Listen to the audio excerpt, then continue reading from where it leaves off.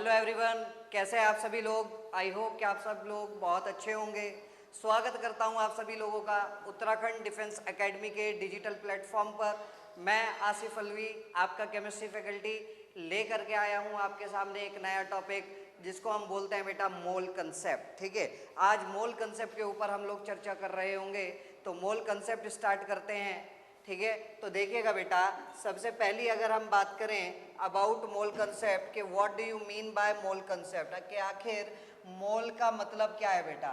तो सबसे पहले बता दूं बेटा, मोल कुछ नहीं है, मोल केवल और केवल एक क्वांटिटी है। मोल क्या है बेटा, मोल कुछ नहीं है, मोल केवल और केवल एक क्वांटिटी है। जिस तरीके से हम बात करें कि 1 डजन की अगर मैं बात कर रहा हूं, अगर मैं आप लोगों से कहता हूं जा कर के मार्केट से 1 डजन पेंसिल्स लेकर के आइए, जाइए जाकर के मार्केट से 1 डजन पेंसिल्स लेकर के आइए, तो बेटा आप कितनी पेंसिल्स लेकर के आओगे। हाँ बिल्कुल सही, कितनी पेंसिल्स लेकर के आओगे प्यारे बच्चों, आप 12 पेंसिल्स लेकर के आओगे। बिकॉज आप लोगों को पता है कि 1 डजन के अंदर कितने आइटम्स आते हैं, कितनी क्वांटिटीज़ आती हैं, 12 क्वांटिटीज़ आती हैं। सिमिलरली अगर यहाँ पर मैं आप लोगों को बोलूँ कि जाओ जाकर के मार्केट से 1 मोल पेंसिल्स लेकर के आओ, कितनी पेंसिल्स लेकर के आओ बेटा, 1 मोल पेंसिल्स लेकर के आप आओ, तब शायद बेटा आप ना लेकर के आ पाएँ। क्यों ना लेकर के आ पाएँ, क्योंकि सबसे पहली बात तो हमें पता ही नहीं है भैया 1 मोल के अंदर कितनी पेंसिल आएगी। डजन के अंदर तो हमें पता है कि 1 डजन में 12 पेंसिल आएंगी, बट 1 मोल के अंदर कितनी पेंसिल आएंगी हम लोगों को नहीं पता। ठीक है, या जिस दुकानदार से आप पेंसिल लेने जा रहे हो उसको नहीं पता कि भैया 1 मोल में कितनी पेंसिल आएंगी। सपोज करो अगर उसको पता भी है कि 1 मोल के अंदर इतनी पेंसिल्स आती हैं, कितनी 6.023 इंटू 10 की पावर 23।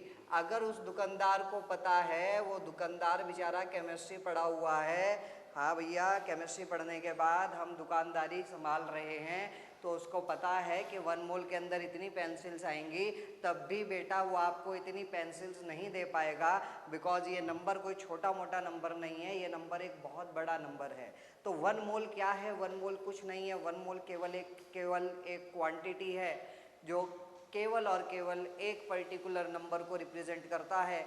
जिस तरीके से डजन 12 आइटम्स को रिप्रेजेंट करता है, उसी तरीके से 1 मोल 6.023 इंटू 10 की पावर 23 पार्टिकल्स को रिप्रेजेंट करता है। अब सर आखिर इतने बड़े नंबर की ज़रूरत क्या पड़ी कि केमिस्ट्री में हम डजन जैसी टर्म का इस्तेमाल क्यों नहीं कर सकते। तो बेटा उसका जवाब ये है कि केमिस्ट्री में हमें बहुत छोटे छोटे पार्टिकल्स के साथ डील करना पड़ता है, माइक्रोस्कोपिक पार्टिकल्स के साथ डील करना पड़ता है। इसी वजह से यहाँ पर डजन में काम चलने वाला नहीं है। ठीक है, और बेटा इसी क्वांटिटी को 1 मोल बोला जाता है, और 1 मोल के अंदर इतने पार्टिकल्स आ रहे हैं, and this number is known as Avogadro's number.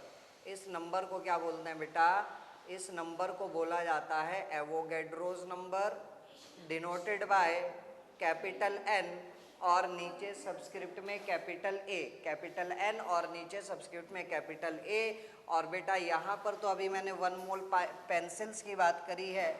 अगर मैं बात करूँ 1 मोल किसी भी सब्सटेंस का, तो किसी भी सब्सटेंस के 1 मोल के अंदर कितने पार्टिकल्स आने वाले हैं बेटा, ये जो है हमारे पास 6.023 इंटू 10 की पावर 23। किसी भी सब्सटेंस के 1 मोल में हमेशा इतने पार्टिकल्स आएंगे। ये पार्टिकल्स बेटा मेरा कुछ भी हो सकता है, ये पार्टिकल्स बेटा मेरे इलेक्ट्रॉन्स भी हो सकते हैं, प्रोटॉन्स भी हो सकते हैं, न्यूट्रॉन्स भी हो सकते हैं, एटम्स भी हो सकते हैं, मॉलिक्यूल्स भी हो सकते हैं, और ये पार्टिकल्स प्यारे बच्चों मेरा आयंस भी हो सकते हैं। ठीक है, तो अपने मोल कंसेप्ट को हम डिस्कस करते हैं। सबसे पहले मोल concept on electrons, protons and neutrons. और इलेक्ट्रॉन, प्रोटॉन और न्यूट्रॉन पर मोल कंसेप्ट स्टार्ट करने से पहले हम लोगों को ये पता होना चाहिए कि आखिर what is the charge and mass of electron. चलो देखो ज़रा जल्दी जल्दी से बात कर लेते हैं। सबसे पहला हमारे पास कौन सा फंडामेंटल पार्टिकल आता है बेटा, सबसे पहला हमारे पास फंडामेंटल पार्टिकल आता है इलेक्ट्रॉन। इलेक्ट्रॉन का सिंबल क्या होता है प्यारे बच्चों? इलेक्ट्रॉन का सिंबल होता है सर ई, लेफ्ट साइड में नीचे -1 और ऊपर 0। ये जो लेफ्ट साइड में नीचे -1 लिखा है बेटा, ये चार्ज को रिप्रेजेंट कर रहा है। किसको रिप्रेजेंट कर रहा है? चार्ज को। It means electron is having 1 unit of negative charge. Electron is having 1 unit of negative charge. और अगर कोई मुझसे पूछे सर इसकी वैल्यू बता दीजिए, तो इसकी वैल्यू कितनी होती है बेटा? इसकी वैल्यू होती है 1.6 इंटू 10 की पावर -19 कूलम। ठीक है, ऊपर लिखा हुआ है 0, तो 0 का मतलब क्या है बेटा? इलेक्ट्रॉन का मास 0 नहीं है, इलेक्ट्रॉन का मास नेग्लिजिबल है। In comparison to the mass of proton and neutron, electron is having negligible mass. और इलेक्ट्रॉन का मास कितना होता है? इलेक्ट्रॉन का मास कितना होता है प्यारे बच्चों? वो आपको याद रखना है। सर इलेक्ट्रॉन का मास होता है 9.1 इंटू 10 की पावर -31 kg। ठीक है, बताइए इलेक्ट्रॉन की डिस्कवरी किसने करी? इलेक्ट्रॉन की डिस्कवरी करी सर जे थॉमसन ने। जे थॉमसन ने कब करी? 1897। उसके बाद बारी आती है बेटा, उसके बाद बारी आती है किसकी? प्रोटॉन की। प्रोटॉन का सिंबल क्या होता है? सर प्रोटॉन का सिंबल क्या होता है? प्रोटॉन का सिंबल होता है बेटा 1p1 या फिर 1h1। हाइड्रोजन एटम को ही प्रोटॉन बोला जाता है बेटा, बिकॉज जब हम प्रोटॉन की डिस्कवरी पढ़ते हैं तब हम देखते हैं कि हाइड्रोजन गैस से बाहर निकलने वाला पॉजिटिवली चार्ज पार्टिकल, उसी को ही प्रोटॉन बोला जाता है। अब आप यहाँ पर देखिए नीचे भी 1 है और ऊपर भी 1 है, तो it means proton is having 1 unit of positive charge. Proton is having 1 unit of positive charge. और अगर कोई मुझसे वैल्यू पूछे बेटा, तो वैल्यू कितनी होती है? वैल्यू होती है सर सेम, जो इलेक्ट्रॉन पर चार्ज है उतना ही चार्ज किस पर होता है बेटा? प्रोटॉन पर होता है। इलेक्ट्रॉन का चार्ज नेगेटिव में है, प्रोटॉन का चार्ज पॉजिटिव में है, तो क्या इसका मतलब ये हुआ कि इलेक्ट्रॉन का चार्ज कम है और प्रोटॉन का चार्ज ज़्यादा है?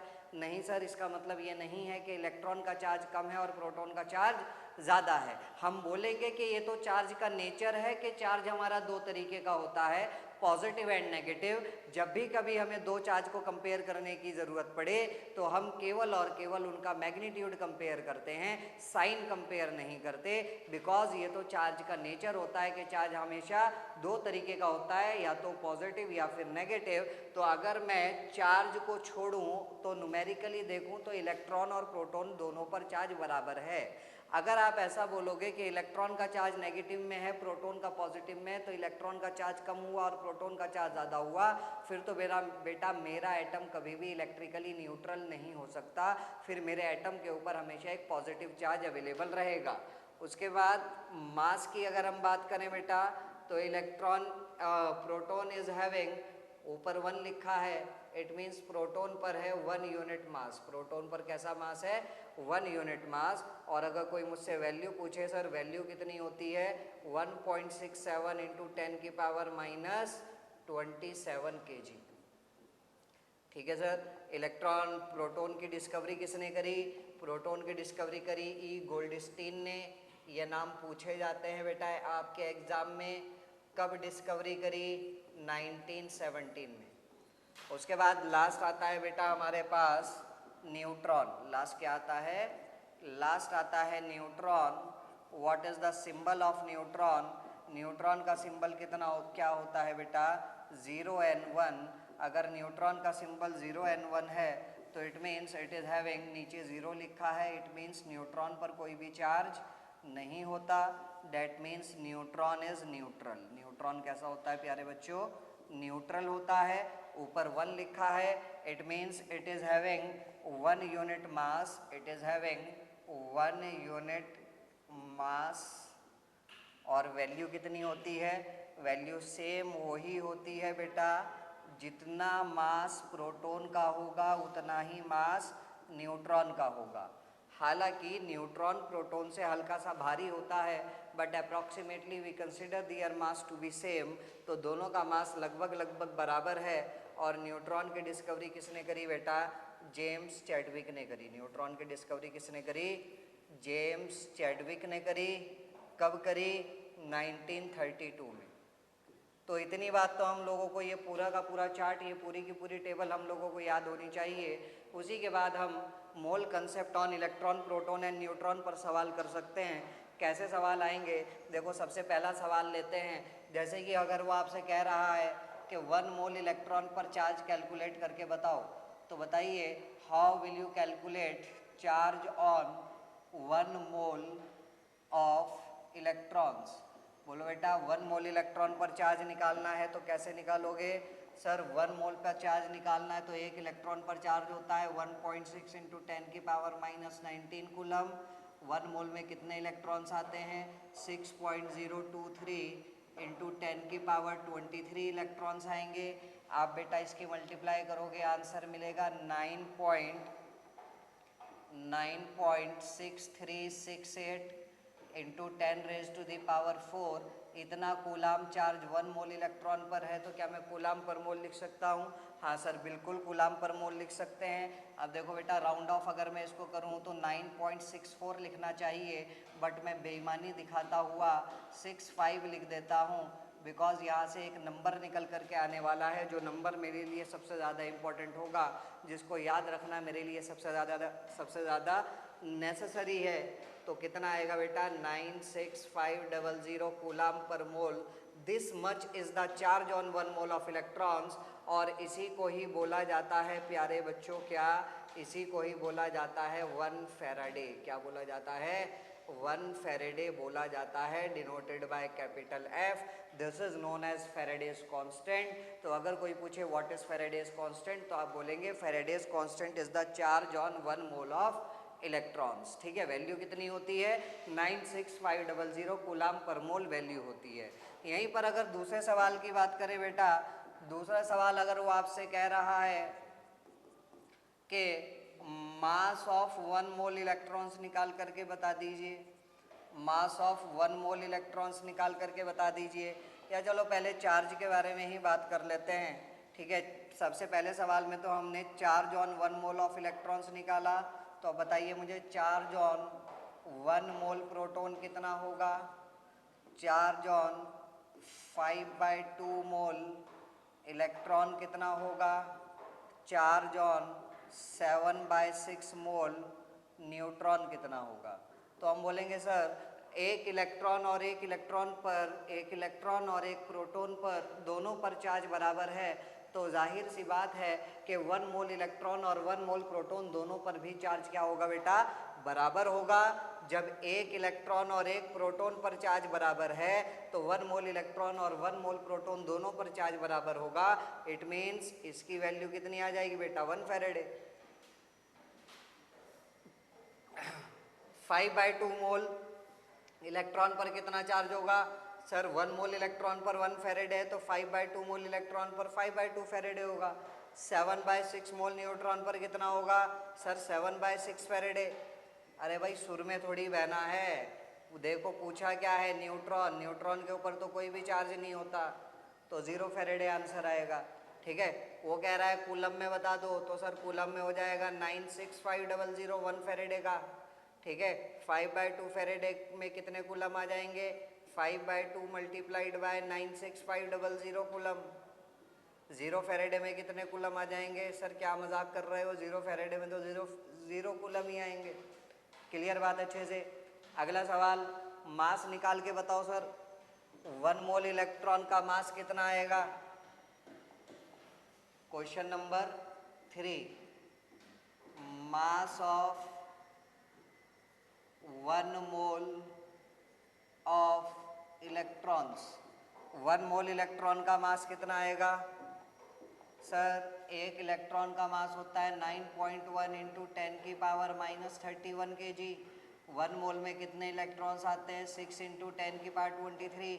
सर 6.023 लेना चाहिए। अरे भैया हमें अपना कैलकुलेशन वर्क आसान करना है, हमें अपना जी का जंजाल नहीं बढ़ाना, ठीक है, अपना टाइम खोटी नहीं करना, कैलकुलेशन वर्क फास्ट करना है। इसीलिए मैं 6.023 को अप्रॉक्सीमेटली राउंड ऑफ करके कितना लूँगा, 6 इंटू 10 की पावर 23। अगर सर ऐसी बात है तो आपने यहाँ पर पूरा 6.023 इंटू 10 की पावर 23 क्यों लिया?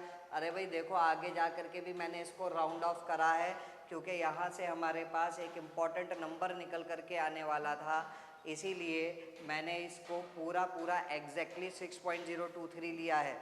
हालांकि 1.6 से भी 5-6 डेसिमल प्लेस आगे तक मुझे आंसर लेना था, तब जा करके मेरा ये आंसर 96500 निकल करके आता। ठीक है, यहाँ तो कोई दिक्कत नहीं, यहाँ तो हम चला लेंगे काम, मल्टीप्लाई कर दो 54.6 इंटू 10 की पावर -8 kg पर मोल, इतना मास आ जाएगा बेटा 1 मोल इलेक्ट्रॉन्स पर। ठीक है, अगर मैं इसको साइंटिफिक नोटेशन में कन्वर्ट करके लिखना चाहूँ तो बेटा साइंटिफिक नोटेशन में आपका डेसिमल पहली नॉन ज़ीरो डिजिट के बाद होना चाहिए, इसको लिखा जाएगा 5.46। ठीक है, 5.46 लिख रहे हो तो आगे 10 की पावर 1 से मल्टीप्लाई करना पड़ेगा, ओवरऑल सॉल्व करके आ जाएगा इतना kg पर मोल। आई होप मेरी ये बात क्लियर हुई होगी। ठीक है, आगे देखते हैं क्वेश्चन नंबर 4, वो आपसे पूछ रहा है और ये एनडीए प्रीवियस ईयर में सवाल आ चुका। ठीक है, क्वेश्चन नंबर 4 में जो कराने जा रहा हूँ वो ही आपका क्वेश्चन नंबर 3 के क्वेश्चन नंबर 4 में जो करोगे उसको सॉल्व करने के लिए, उसका आंसर निकालने के लिए क्वेश्चन नंबर 3 भी आपको सॉल्व करना ही पड़ेगा। वो पूछ रहा है कि कितने मोल इलेक्ट्रॉन्स का वजन 1 kg होगा। How many moles of electrons will weigh 1 kg। कितने मोल इलेक्ट्रॉन का वजन 1 kg होगा। अरे मुझे बताओ, अगर डायरेक्टली ये सवाल आ जाता तो क्वेश्चन नंबर 3 में जो सॉल्व करा है वो इसके अंदर भी सॉल्व करना ही पड़ेगा। अगर मैं आपसे पूछ रहा हूँ मुझे बताइए कितने आम 100 रुपए के आएंगे, तो आप कहोगे सर पहले ये तो बता दो एक आम कितने रुपए का है। वही बात यहाँ पर है, वो आपसे पूछ रहा है कि कितने मोल इलेक्ट्रॉन का वजन 1 kg होगा। आप कहोगे भाई पहले ये तो बता दो 1 मोल इलेक्ट्रॉन का वजन कितना है। तो देखो बेटा 1 मोल इलेक्ट्रॉन का वजन कितना बताया हमने। ठीक है, 1 मोल इलेक्ट्रॉन का वजन कितना है, 5.46 इंटू 10 की power -7 kg। It means 5.46 into 10 की पावर -7 kg वजन में कितना मोल इलेक्ट्रॉन आ रहा है, 1 मोल इलेक्ट्रॉन आ रहा है। वो आपसे पूछ रहा है 1 किलो इलेक्ट्रॉन में कितना मोल आएगा, तो 1 किलो में कितना मोल आएगा, यूनिटरी मेथड लगा दो भैया, यूनिटरी मेथड लगा दो, 1 डिवाइडेड बाय 5.46 इंटू 10 की पावर -7, इतना मोल इलेक्ट्रॉन आ जाएगा। बोलो आएगा कि नहीं? हाँ सर बिल्कुल आएगा। ठीक है, अब बैठो इसको कैलकुलेट करने, लेकिन अगर आप मेरे साथ हो तो आप शॉर्टकट तरीका लगाओ। शॉर्टकट तरीका क्या होगा बेटा, 5.46 को राउंड ऑफ करके 5.5 बनेगा, 5.5 को भी गोली मारो, इसको 5 ही मान लो। 1/5 कितना होता है, 0.2 इंटू 10 की पावर, ये घूम के ऊपर जाएगा तो +7, कितना आ गया 2 इंटू 10 की पावर 6। सर पूरी वैल्यू डाल के सॉल्व कर देते, अरे पूरी वैल्यू डाल के सॉल्व करते तो 1.8 आंसर आता। अब मुझे बताओ 1.8 में और 2 में क्या डिफरेंस है, कोई भी डिफरेंस नहीं है। अगर ऑप्शंस में ABCD में कोई ऑप्शन 1.8 नज़र आ रहा है और राउंड ऑफ लेने के बाद आपका आंसर इतना आ रहा है, तो भैया आपके आंसर के सबसे नज़दीक जो ऑप्शन होगा that will be your correct answer. समझ आ रही है बात? बिकॉज हमारे पास लिमिटेड टाइम होगा एग्जाम में, कैलकुलेशन के ऊपर हमें ज़्यादा टाइम ज़्यादा वक्त बर्बाद नहीं करना है। ठीक है, बात समझ में आ रही है? वक्त बर्बाद ना बिन बात की बातों में कीजिए। ठीक है, तो देखो जरा, अगर वो कह रहा है इतने मोल इलेक्ट्रॉन आ गए तो टोटल इलेक्ट्रॉन बताओ भाई। 1 मोल इलेक्ट्रॉन अगर होता तो उसमें कितने इलेक्ट्रॉन होते, 6 इंटू 10 की पावर 23, तो इतने मोल में कितने होंगे, मल्टीप्लाई कर दो, कितना आएगा 6 2 12 इंटू 10 की पावर 29 आ गया सर, टोटल इतने इलेक्ट्रॉन्स आ गए। आई होप मेरी ये बात क्लियर हुई होगी। ठीक है, अगला सवाल देखिए। अगला सवाल वो आपसे पूछ रहा है कि how many moles of proton, how many moles of proton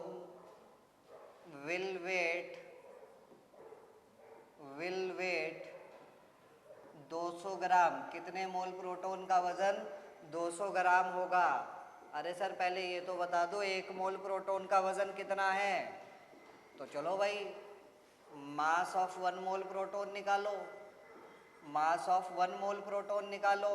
एक प्रोटॉन का वजन कितना 1.67 इंटू 10 की पावर -27 kg। 1 मोल में कितने प्रोटॉन आएंगे 6.023 इंटू 10 की पावर 23। ठीक, now I am here with you to make your calculation works easier. अगर आप मेरा लेक्चर देख रहे हैं, आप मेरे साथ हैं, तो आप स्मार्ट स्टूडेंट की तरह काम करेंगे, आप स्मार्ट वर्क करेंगे। तो देखो बेटा 1.67 को मैं लिख लेता हूँ 10/6। सॉल्व करके देखो 1.666 आएगा। ठीक है, इंटू 10 की पावर -27 और 10 की पावर 23 कितना बचेगा 10 की पावर -4 बचेगा। और आगे इसको ले लो कितना 6 ले लो। अब क्या होगा सर, अब क्या होगा 6 से 6 गया, यहाँ आंसर केजी में आएगा। कितना आ गया 10 की पावर -3 kg। 10 की पावर -3 kg का मतलब कितना आ गया 1 ग्राम। तो अगर 1 मोल प्रोटॉन का वजन 1 ग्राम है, मतलब 1 ग्राम प्रोटॉन अगर मैं ले लेता हूँ, इट मीन्स मैंने प्रोटॉन का कितना मोल लिया सर 1 मोल लिया।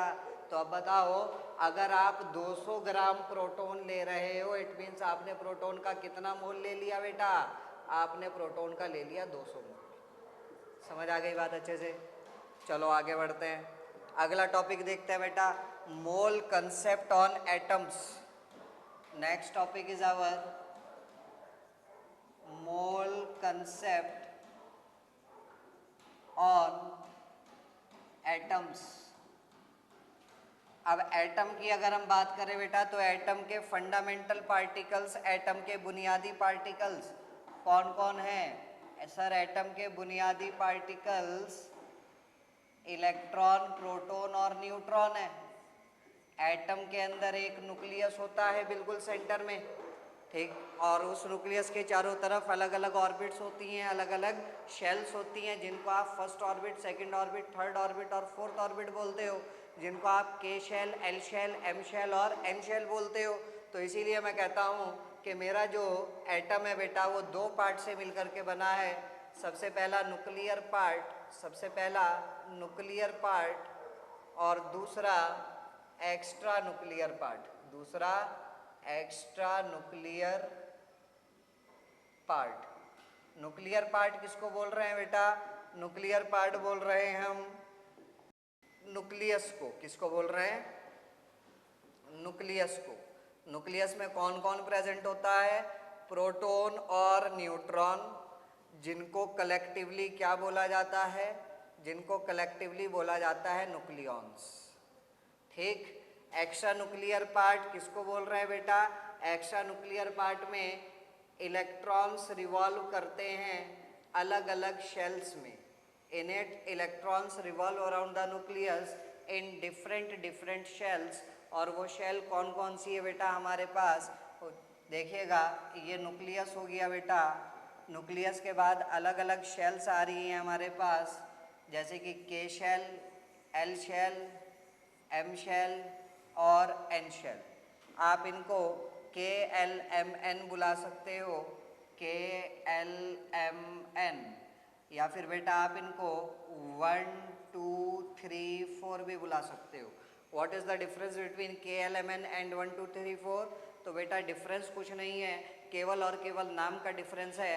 अगर आप के एल एम एन बुला रहे हो तो इनको शेल कहा जाएगा, और अगर आप 1 2 3 4 बुला रहे हो तो इनको ऑर्बिट्स कहा जाएगा। ठीक है, अब सर किसी पर्टिकुलर शेल में, किसी पर्टिकुलर शेल में या किसी पर्टिकुलर ऑर्बिट में मैक्सिमम कितने इलेक्ट्रॉन्स आ सकते हैं? It is given by maximum number of electrons, it is given by 2n square rule. कौन सा रूल होता है बेटा, 2n स्क्वायर रूल। ठीक है, तो देखिएगा K shell, L shell, M shell और N shell, K shell, L shell, M shell और एन शेल। तो किसी पर्टिकुलर शेल में मैक्सिमम टू मैक्सिमम कितने इलेक्ट्रॉन्स आ सकते हैं बेटा, तो वो हमारा इस फॉर्मूले से दिया जाएगा।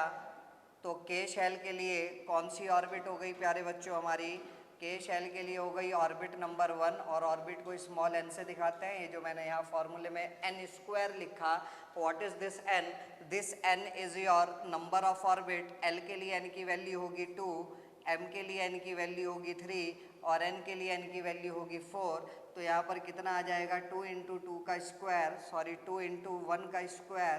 तो के शेल में, पहली शेल में मैक्सिमम 2 इलेक्ट्रॉन्स ही आ सकते हैं। दूसरी शेल में बेटा मैक्सिमम 8 इलेक्ट्रॉन्स आ सकते हैं। तीसरी शेल में बेटा मैक्सिमम 18 इलेक्ट्रॉन्स आ सकते हैं। और चौथी शेल में बेटा मैक्सिमम, चौथी शेल में बेटा मैक्सिमम 2 इंटू 4 का square is equals to 32 electrons आ सकते हैं। ठीक, और एनडीए का सबसे फेवरेट सवाल वो ये कि बताइए एम शेल में, थर्ड शेल में मैक्सिमम कितने इलेक्ट्रॉन्स आ सकते हैं। डायरेक्ट सवाल पूछता है यहाँ से। आई होप मेरी इतनी बात क्लियर हुई होगी। उसके बाद देखते हैं बेटा, अगर आपको कोई भी एलिमेंट लिखना है, किसी भी एलिमेंट को रिप्रेजेंट करना है, तो उस एलिमेंट को दर्शाने का क्या तरीका होता है, उस एलिमेंट को रिप्रेजेंट करने का क्या तरीका होता है। तो सपोज करो अगर मैं कार्बन लिखना चाह रहा हूँ बेटा, तो कार्बन का सिंबल बनाया जाएगा। कार्बन का सिंबल बनाने के बाद लेफ्ट साइड में नीचे की तरफ लिखा जाएगा उसका एटॉमिक नंबर Z, और ऊपर लिखा जाएगा उसका mass number capital A। This is the way of representing an element, कि किसी भी एलिमेंट को अगर आप रिप्रेजेंट करना चाह रहे हैं तो आप उसका सिंबल बनाएंगे, लेफ्ट साइड में नीचे की तरफ उसका एटॉमिक नंबर लिखेंगे और ऊपर की तरफ उसका मास नंबर लिखेंगे। फॉर एग्जांपल अगर मैं यहाँ पर सोडियम लिखना चाह रहा हूँ बेटा, तो बताइए what is the atomic number of sodium. Sir atomic number sodium का 11 होता है और मास नंबर 23 होता है। तो ये तरीका हो गया किसी भी एलिमेंट को रिप्रेजेंट करने का। फॉर एग्जांपल मैंने यहाँ पर एक एग्जांपल और लिखा आपके सामने, और वो एग्जांपल क्या लिखा बेटा, 92 यूरेनियम 235। हाँ बेटा, नीचे से ऊपर की तरफ पढ़ा जाता है, इसको बोला जाएगा 6C12, इसको बोला जाएगा 11Na23, इसको बोला जाएगा 92 यूरेनियम 235। ठीक है, तो अब बताइए बेटा, ये जो हमारा Z होता है, जो एटॉमिक नंबर होता है, वो किसके बारे में जानकारी देता है। एटॉमिक नंबर किसके बारे में जानकारी देता है। सर एटॉमिक नंबर जो होता है जिसको हम Z से रिप्रेजेंट करते हैं, एटॉमिक नंबर जिसको Z से रिप्रेजेंट किया जाता है उसको प्रोटॉन नंबर भी बोला जाता है। क्या बोला जाता है बेटा, प्रोटॉन नंबर भी बोला जाता है, बिकॉज एटॉमिक नंबर हमें प्रोटॉन्स के बारे में जानकारी देता है। एटॉमिक नंबर कभी भी नंबर ऑफ इलेक्ट्रॉन के बराबर नहीं होता, एटॉमिक नंबर हमेशा नंबर ऑफ प्रोटॉन के बराबर होता है। Atomic number is always equal to number of protons. तो मैं बोल सकता हूँ Z is equals to P, और अगर न्यूट्रल एटम है, अगर एटम इलेक्ट्रिकली न्यूट्रल है, तो इलेक्ट्रिकली न्यूट्रल होने का मतलब क्या है, एटम के अंदर टोटल पॉजिटिव चार्ज और टोटल नेगेटिव चार्ज दोनों आपस में बराबर है। तो केवल और केवल न्यूट्रल होने की वजह से न्यूट्रल के केस में हमारा प्रोटॉन और इलेक्ट्रॉन आपस में बराबर होते हैं। ठीक है, इसीलिए हम कहते हैं Z is equals to P is equals to E। ये बात वैलिड है केवल और केवल किसके लिए, फॉर न्यूट्रल एटम। केवल और केवल किसके लिए वैलिड है बेटा, न्यूट्रल एटम के लिए वैलिड है। बट अगर मेरा एटम इलेक्ट्रिकली न्यूट्रल ना हुआ, if my atom is not electrically neutral, तो Z और P तो बराबर होंगे बट E बराबर होने वाला नहीं है। ठीक है सर, इलेक्ट्रिकली न्यूट्रल ना हुआ हमारा एटम, तो इसका मतलब क्या है। तो बेटा इस दुनिया में हर कोई स्टेबल रहना चाहता है, एलिमेंट्स भी स्टेबल रहना चाहते हैं, एटम्स भी स्टेबल रहना चाहते हैं, और वो अपनी स्टेबिलिटी पाने के लिए, मतलब अपना ऑक्टेट या ड्यूप्लेट पूरा करने के लिए या तो इलेक्ट्रॉन लूज करेगा या फिर इलेक्ट्रॉन गेन करेगा, और इलेक्ट्रॉन लूज या गेन करने के प्रोसेस में ही प्रोटॉन और इलेक्ट्रॉन गड़बड़ा जाते हैं। प्रोटॉन और इलेक्ट्रॉन आपस में बराबर नहीं रहते। और एटम जब इलेक्ट्रॉन लूज या गेन करता है तो इलेक्ट्रॉन लूज या गेन करने के बाद उसके ऊपर कुछ चार्ज डेवलप हो जाता है, बिकॉज ऑफ प्रोटॉन और इलेक्ट्रॉन तो बराबर है ही नहीं। अब जब प्रोटॉन और इलेक्ट्रॉन बराबर नहीं है तो एटम के ऊपर चार्ज आ जाएगा, and that charged species is known as ions. That charge species are known as ions. तो आयंस के केस में एटॉमिक नंबर तो प्रोटॉन के बराबर ही होगा, बट प्रोटॉन और इलेक्ट्रॉन बराबर होने वाले नहीं हैं। और आयन की अगर हम बात करें बेटा, तो आयन आपका दो तरीके का होता है। आयन आपका कितने तरीके का होता है प्यारे बच्चों? आयन्स आपका दो तरीके का होता है। सर हमारा एटम स्टेबिलिटी एक्वायर करने के लिए या तो इलेक्ट्रॉन गेन करेगा या फिर इलेक्ट्रॉन लूज करेगा। ठीक है, इलेक्ट्रॉन लूज करना किसकी खासियत है बेटा? इलेक्ट्रॉन लूज करना सर मेटल्स की खासियत है, इसीलिए मेटल्स को हम दानदाता बोलते हैं। इलेक्ट्रॉन गेन करना किसकी खासियत है? इलेक्ट्रॉन गेन करना नॉन मेटल्स की खासियत है, इसीलिए नॉन मेटल्स को हम भिखारी बोलते हैं। ठीक है, तो जब एटम तो मेरा इलेक्ट्रिकली न्यूट्रल होता है। जब एटम ने इलेक्ट्रॉन लूज या गेन करा, अब वो इलेक्ट्रिकली न्यूट्रल रहने वाला नहीं है। अब उसके ऊपर या तो पॉजिटिव चार्ज आ जाएगा या फिर नेगेटिव चार्ज आ जाएगा। अगर उसने इलेक्ट्रॉन लूज करा तो पॉजिटिव चार्ज आएगा, और अगर उसने इलेक्ट्रॉन गेन करा तो नेगेटिव चार्ज आएगा। ठीक है, तो पॉजिटिवली चार्ज आयन और नेगेटिवली चार्ज आयन, ये दो तरीके के आयन्स मेरे पास हो सकते हैं। तो आयन्स हमारे पास दो तरीके के हैं बेटा। सबसे पहला पॉजिटिवली चार्ज आयन, सबसे पहला पॉजिटिवली चार्ज आयन, और दूसरा नेगेटिवली चार्ज आयन। दूसरा नेगेटिवली चार्ज्ड आयन। तो पॉजिटिवली चार्ज आयन को क्या बोलते हैं सर? बेटा पॉजिटिवली चार्ज आयन को बोला जाता है कैटायन। क्या बोला जाता है? कैटायन। और नेगेटिवली चार्ज आयन को क्या बोला जाता है बेटा? एनायन। कैटायन कैसे बनेगा? कैटायन कैसे बनेगा? By the loss of electrons. Cation कैसे बनेगा? By the loss of electron. और अगर इलेक्ट्रॉन का लॉस हुआ तो Z और P तो बराबर होने वाले हैं, बट इलेक्ट्रॉन की संख्या कम हो जाएगी और प्रोटॉन की संख्या ज़्यादा हो जाएगी। जैसे कि अगर मैं आपसे बोलूं सोडियम ने एक इलेक्ट्रॉन लूज करा, एक इलेक्ट्रॉन लूज करने के बाद सोडियम क्या बनाएगा? एक इलेक्ट्रॉन लूज करने के बाद सोडियम Na+ बनाएगा। अब ये जो Na+ है बेटा, इस Na+ के पास प्रोटॉन तो 11 ही होंगे, because atomic number of sodium is 11। Proton तो 11 ही होंगे, बट इलेक्ट्रॉन कितने रह जाएंगे? 10। इलेक्ट्रॉन कितने रह जाएंगे? 10 रह जाएंगे। तो टोटल पॉजिटिव चार्ज हमारे पास 11 का है और टोटल नेगेटिव चार्ज हमारे पास 10 का है। तो बेटा 10 नेगेटिव 10 पॉजिटिव को शहीद कर देंगे और एक पॉजिटिव जिंदा रह जाएगा। इसीलिए Na के ऊपर हमने एक पॉजिटिव दिखाया है। आ रही है मेरी बात समझ में? ठीक है, तो यहाँ पर बेटा प्रोटॉन तो एटॉमिक नंबर 11 के बराबर ही है, बट इलेक्ट्रॉन यहाँ पर कम हो गए। इलेक्ट्रॉन कितने रह गए? 10 रह गए। और अगली बात अगर हम करें बेटा एनायन के बारे में, तो एनायन बनता है by the gain of electron. तो यहाँ Z और P तो बराबर ही रहेंगे, बट इलेक्ट्रॉन की संख्या प्रोटॉन की संख्या से ज़्यादा हो जाएगी। जैसे कि क्लोरीन की अगर बात की जाए बेटा, क्लोरीन का एटॉमिक नंबर 17 होता है और कन्फिग्रेशन होती है 287। ऑक्टेट पूरा करने के लिए एक इलेक्ट्रॉन गेन करेगा, Cl नेगेटिव बनाएगा। अब इस Cl नेगेटिव के पास प्रोटॉन तो बेटा 17 ही होंगे, अपने एटॉमिक नंबर 17 के बराबर ही होंगे, बट इलेक्ट्रॉन कितने हो जाएंगे? इलेक्ट्रॉन 18 हो जाएंगे। तो 17 पॉजिटिव 17 नेगेटिव को ख़त्म कर देगा और एक नेगेटिव जिंदा बचा रह जाएगा। इसीलिए हमने क्लोरीन के ऊपर एक नेगेटिव चार्ज दिखाया है। आई होप मेरी ये बात क्लियर हो रही होगी। तो ये पॉइंट सबसे ज़्यादा इम्पॉर्टेंट है बेटा। ऑब्जेक्टिव में वो अलग अलग पॉइंट्स बना करके आपसे पूछ सकता है कि कैटायन में क्या होता है और एनायन में क्या होता है। आई होप मेरी इतनी बात क्लियर हुई होगी आप सभी लोगों को। तो ये हो गया हमारा एटॉमिक नंबर Z के बारे में। अगली बात बेटा हम करते हैं किसके बारे में? मास नंबर के बारे में। मास नंबर क्या होता है sir? What is mass number? What do you mean by mass number? तो मास नंबर को डिनोट किया जाता है बेटा बाय राइटिंग कैपिटल A। और मास नंबर और एटॉमिक मास में क्या डिफरेंस है बेटा? मास नंबर प्रोटॉन और न्यूट्रॉन के सम के बराबर होता है। किसके बराबर होता है? प्रोटॉन और न्यूट्रॉन के सम के बराबर होता है। और प्रोटॉन कभी भी फ्रैक्शन में नहीं हो सकता, न्यूट्रॉन कभी भी फ्रैक्शन में नहीं हो सकता, इसीलिए मास नंबर भी कभी फ्रैक्शन में नहीं हो सकता, जबकि एटॉमिक मास आपका फ्रैक्शनल हो सकता है। This is the biggest difference between mass number and atomic mass. तो बताइए कैपिटल ए किसके बराबर आ जाएगा? क्या मैं पी की जगह जेड लिख सकता हूँ? हाँ सर बिल्कुल। प्रोटॉन तो हमेशा एटॉमिक नंबर के बराबर ही होते हैं, फिर चाहे वो आपका न्यूट्रल एटम हो या फिर आपका चार्ज्ड स्पीशीज हो। तो मुझे बताइए यहाँ से न्यूट्रॉन निकालने का फॉर्मूला क्या आ जाएगा बेटा? यहाँ से न्यूट्रॉन निकालने का फॉर्मूला आ जाएगा ए माइनस जेड।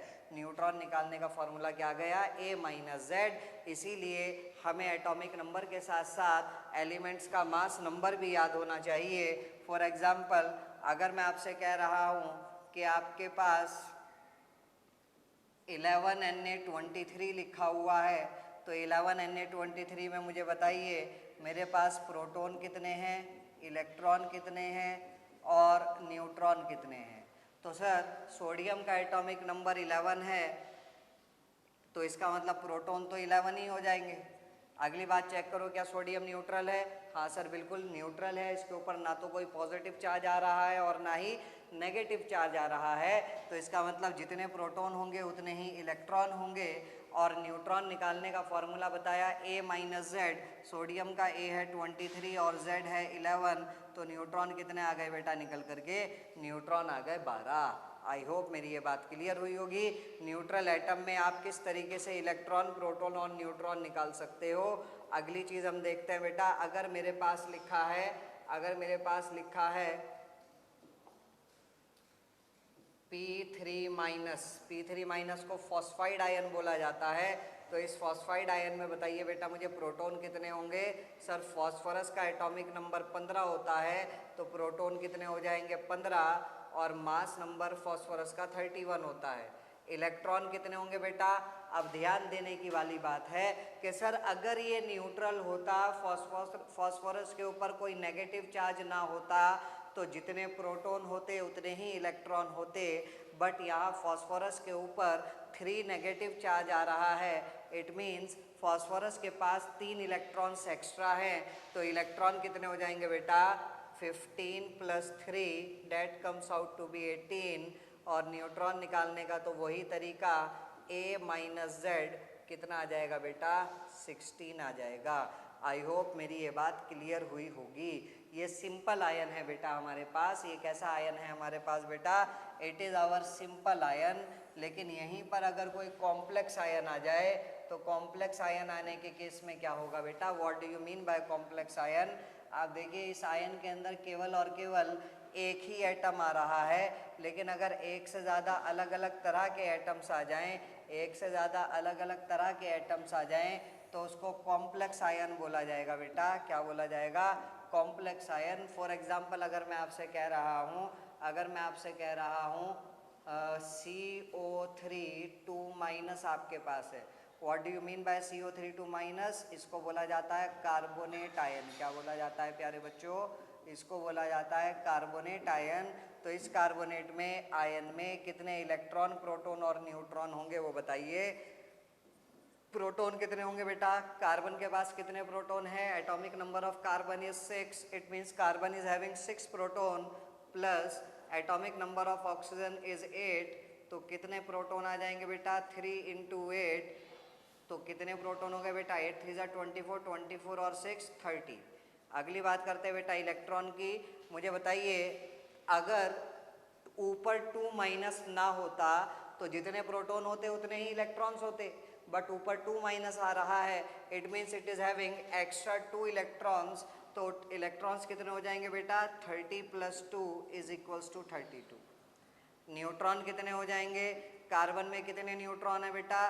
कार्बन का mass number 12 and atomic number 6, तो न्यूट्रॉन 12 - 6 = 6। प्लस ऑक्सीजन की बात करें, ऑक्सीजन का एटॉमिक नंबर 8 है, मास नंबर 16 है, तो ऑक्सीजन के पास न्यूट्रॉन कितने आ गए? 16 - 8 = 8। ऑक्सीजन है 3, तो 3 × 8, तो बेटा न्यूट्रॉन भी यहाँ पर 30 आ गए निकल करके। ठीक है। जैसे कि एक दूसरा एग्जाम्पल और लेते हैं, मान लेते हैं मेरे पास यहाँ पर लिखा है हाइड्रोक्साइड आयन। हाइड्रोक्साइड आयन क्या होता है बेटा? OH minus. तो इसके पास प्रोटॉन, इलेक्ट्रॉन और न्यूट्रॉन कितने कितने हैं? प्रोटॉन कितने होंगे? ऑक्सीजन के पास 8 प्रोटॉन और हाइड्रोजन के पास 1, तो कितने प्रोटॉन हो गए बेटा? टोटल 9।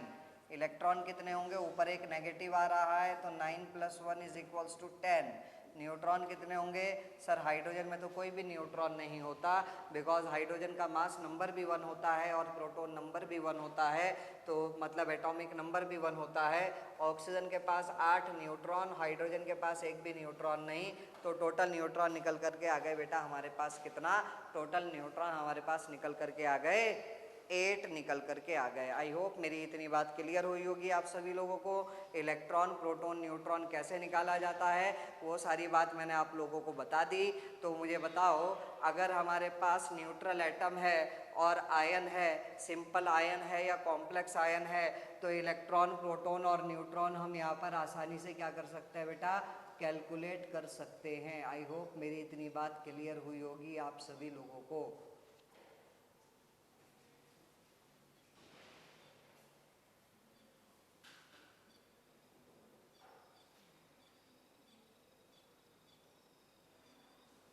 चलो बेटा आगे की अगली अगर हम बात करें तो एटॉमिक मास क्या होता है? What do you mean by atomic mass? तो बेटा ये जो मास नंबर मैंने बताया ना, ये मास नंबर की इम्पोर्टेंस सबसे ज़्यादा है। तो ये मास नंबर तो एक तो आपको सबको याद होना चाहिए, ठीक है। जिस तरीके से आप लोगों को एटॉमिक नंबर याद है हाइड्रोजन से कैल्शियम तक, उसी तरीके से आप लोगों को मास नंबर भी याद होने चाहिए, तभी हमारा मोल कंसेप्ट के अंदर पकड़ अच्छे से बन सकती है। तो मोल कंसेप्ट के आज के लेक्चर में मैं सबसे लास्ट में आप लोगों को ये सलाह दूंगा कि हाइड्रोजन से कैल्शियम तक सभी एलिमेंट्स के आप मास नंबर याद रखें। क्या याद रखें? मास नंबर याद रखें। तो इधर हम लिख रहे हैं एलिमेंट्स और इधर हम लिख रहे हैं क्या? Mass number denoted by capital A। ठीक है, तो देखिएगा बेटा, हाइड्रोजन का मास नंबर होता है 1, हीलियम का 4, लिथियम का 7, बेरिलियम का 9, बोरोन का 11, कार्बन का 12, नाइट्रोजन का होता है बेटा 14, ऑक्सीजन का होता है 16, फ्लोरीन का होता है 19 और नियॉन का होता है 20। उसके बाद सोडियम का कितना होता है बेटा? 23, मैग्नीशियम का कितना होता है? 24, एल्यूमिनियम का कितना होता है? 27, सिलिकॉन का कितना होता है? 28, फास्फोरस का कितना होता है? 31, सल्फर का होता है बेटा 32, क्लोरीन का होता है बेटा 35.5, आर्गन का होता है 40, पोटेशियम का होता है 39 और कैल्शियम का होता है प्यारे बच्चों 40। तो ये मास नंबर एक सबसे इम्पॉर्टेंट रोल प्ले करता है। मास नंबर जब तक नहीं पता होगा आप इलेक्ट्रॉन, प्रोटॉन और न्यूट्रॉन कैलकुलेट नहीं कर सकते। और एक खास बात और बताऊं आप लोगों को, अगर मैं बात करता हूं मास ऑफ एटम की, अगर मुझे मास ऑफ एटम निकालना है तो मास ऑफ एटम बेटा 3 अलग अलग स्केल में निकाला जाता है। मास ऑफ एटम प्यारे बच्चों 3 अलग अलग स्केल में निकाला जाता है। वो 3 अलग अलग स्केल कौन कौन से हैं बेटा?